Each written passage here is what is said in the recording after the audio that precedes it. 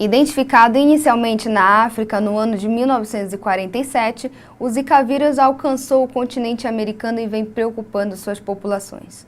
A doença tem sido frequentemente relacionada aos casos de microcefalia no Brasil, que também podem causar a síndrome de Guillain-Barré.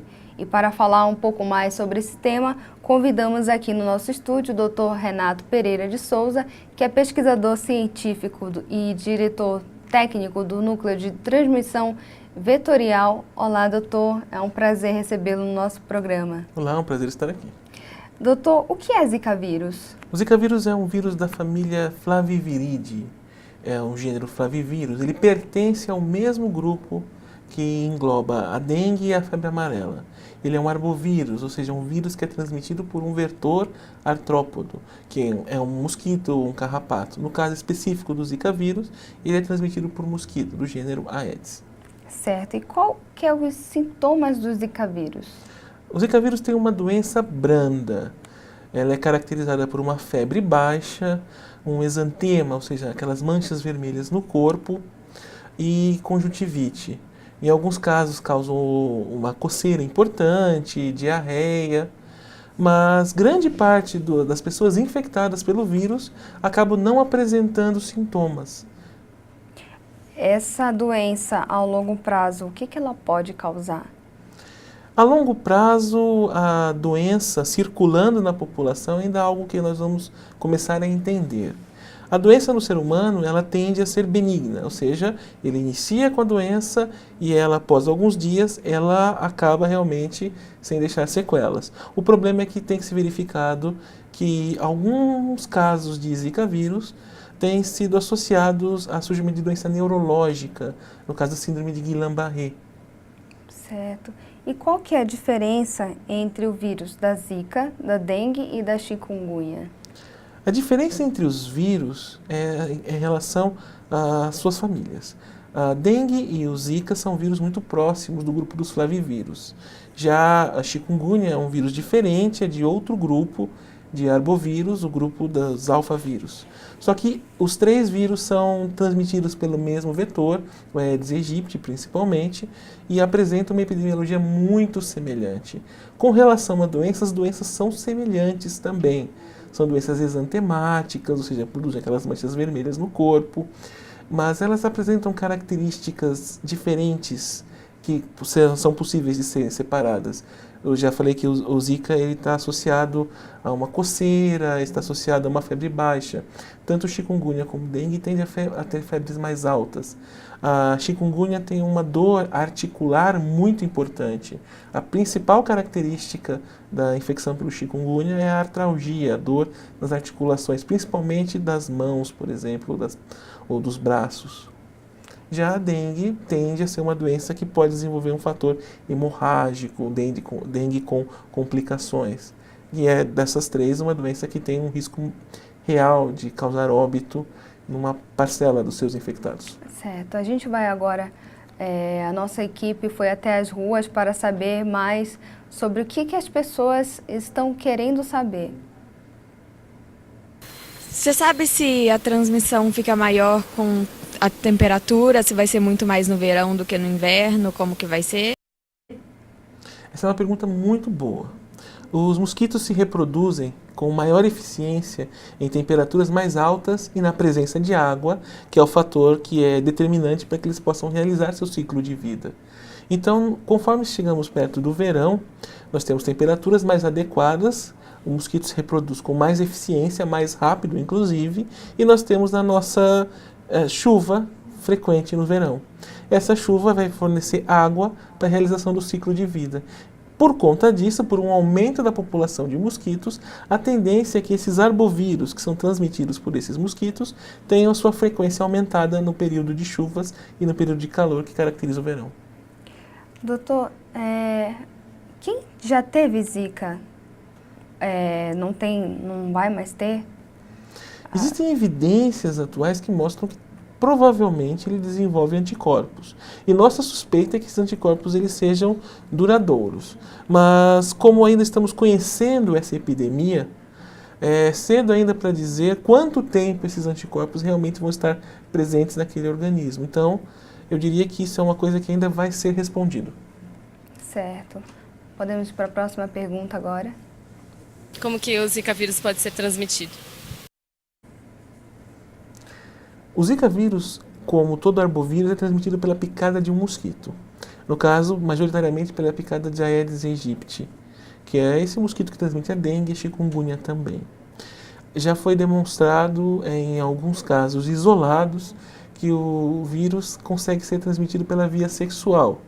E eu acredito que, embora essa transmissão exista e ela seja realmente já bem descrita na literatura, ela não deve de ter grande impacto na circulação do vírus, grande impacto na sua epidemiologia. Certo.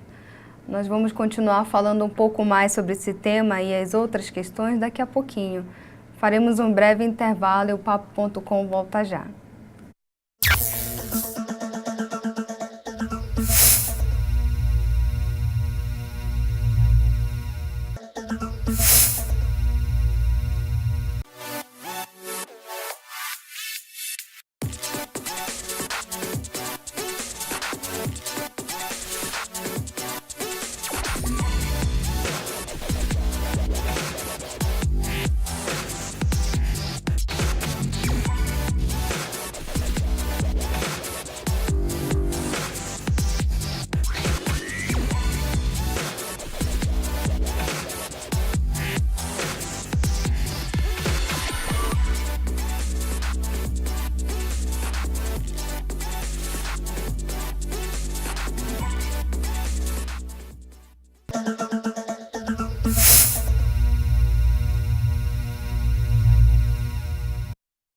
Estamos de volta com o Papo.com, que hoje tem como tema o Zika vírus. E para sanar algumas dessas dúvidas, contatamos com a presença do Dr. Renato Pereira de Souza, que é pesquisador científico e diretor técnico do Núcleo de Doenças de Transmissão Vetorial.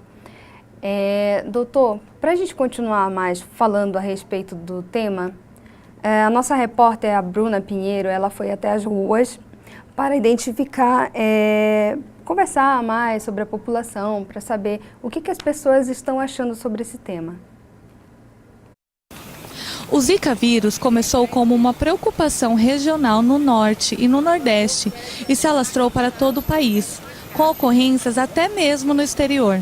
A doença, além de estar ligada com a síndrome de Guillain-Barré, pode estar relacionada aos casos de microcefalia em bebês. Segundo a Organização Mundial da Saúde, no Brasil foram registrados mais de 1.800 casos da síndrome de Guillain-Barré, que podem ter ligação com o Zika vírus. Além da síndrome, o Ministério da Saúde investiga 4.268 casos suspeitos de microcefalia. Destes, 863 foram confirmados para microcefalia, mas apenas 97 têm ligação com o Zika vírus. A gente passa repelente nele e tenta também deixar ele com roupa comprida, ele está de calça aqui, mas é mais questão do repelente, roupa comprida, e ele fica no ar-condicionado em casa. Em casa a gente procura ter todas as medidas preventivas, né? Não deixar a vasilha com água, procurar sempre manter o local limpo, né? É sempre de roupa bem coberta, repelente, não andar em áreas que tem mosquito. Você concorda com o aborto em casos de microcefalia? Acho que cada caso tem que ser avaliado e tem que levar em consideração a mãe, né? Não dá para dizer, eu não generalizo. Na minha opinião, você tem que ouvir os pais da criança para poder chegar a uma conclusão. Não só a justiça, mas qual é a condição desse pai e dessa mãe. Doutor, eu queria que o senhor respondesse para a gente o que é a síndrome de Guillain-Barré, como é a doença.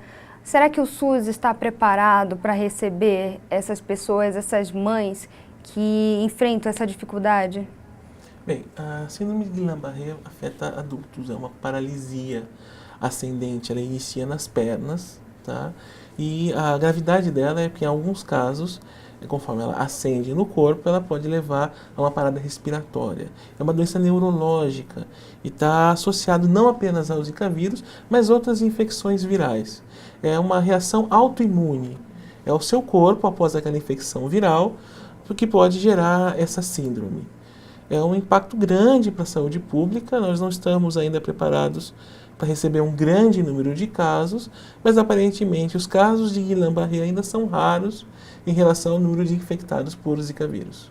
E no caso da microcefalia, o SUS está preparado para receber essas mães?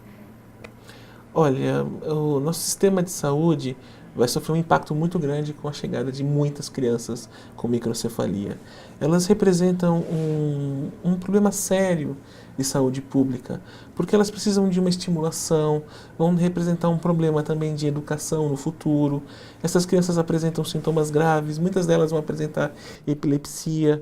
Então vai ser necessário uma série de adequações para que o nosso sistema hoje consiga absorver essas crianças. O senhor sabe se já existe se já existiu caso de mortes dessas duas doenças, da síndrome de Guillain-Barré e da microcefalia? Olha, já houve casos de crianças que nasceram e morreram logo em seguida e foram associadas ao Zika vírus. Nesse caso, as crianças nasceram com microcefalia. A microcefalia está associada realmente a um grande número de óbitos nos recém-nascidos, justamente pela destruição maciça que há no sistema nervoso central, que pode gerar realmente uma série de problemas de manutenção de respiração. Agora, com relação ao Guillain-Barré, ainda não houve um registro no Brasil de casos fatais associados ao Guillain-Barré e Zika vírus. Certo. E com relação a... Bom, a gente já falou de prevenção, a gente já falou de várias maneiras de como evitar esse vírus, mas a pergunta que fica é como que, além do Sistema Único de Saúde, né, ainda não ter essa preparação, quais os sintomas, o que a criança, no caso, pode enfrentar, porque existem casos até de cegueira. Bem, o que nós estamos agora entendendo, e eu acho que pediatras, neurologistas vão estar começando a descrever de uma forma mais correta, é que realmente essas crianças não estão nascendo apenas com uma microcefalia. Outras condições estão sendo encontradas, crianças estão nascendo cegas, apresentando algum grau de catarata, nascendo surdas, com realmente prejudicando o desenvolvimento geral delas. Há outras condições como outros defeitos congênitos que são perceptíveis nessas crianças. E eu acredito que estamos caminhando para a descrição de uma nova síndrome, uma síndrome congênita por Zika vírus, onde a microcefalia é um sinal importante. Ok. Bom, o nosso programa acaba por aqui. Gostaríamos muito de agradecer a presença do Dr. Renato de Souza, porque ele esclareceu tantas dúvidas relacionadas ao Zika vírus, bem como a microcefalia. Muito obrigado pela oportunidade.